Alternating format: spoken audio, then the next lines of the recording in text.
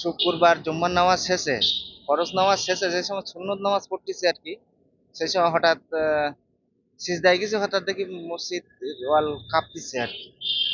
তো প্রথম মনে হইলো যে আসলে কি আছে, মাথা ঘুরতেছে কিনা রোজাই গরমে। পরে দেখলাম না, আবার একটা ঝাঁকি দিছে।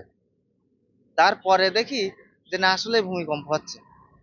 তারপর নামাজ শেষ করে বাইরে এসে দেখি মসজিদের মুসল্লিরা প্রায় সবাই আর কি বাইরে চলে আসছে। মসজিদ কেঁপে উঠলো।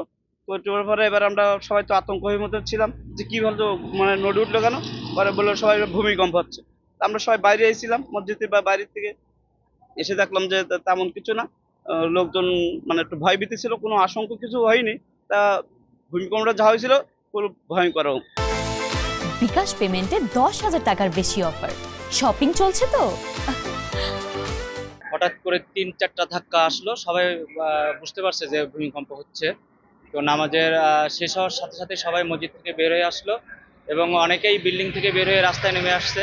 সবাই আতঙ্কিত ছিল, এবং খুব ভয়াবহ ভূমিকম্প, এমন অবস্থা আগে কখনো সাতক্ষীরার মানুষ বুঝতে পারেনি।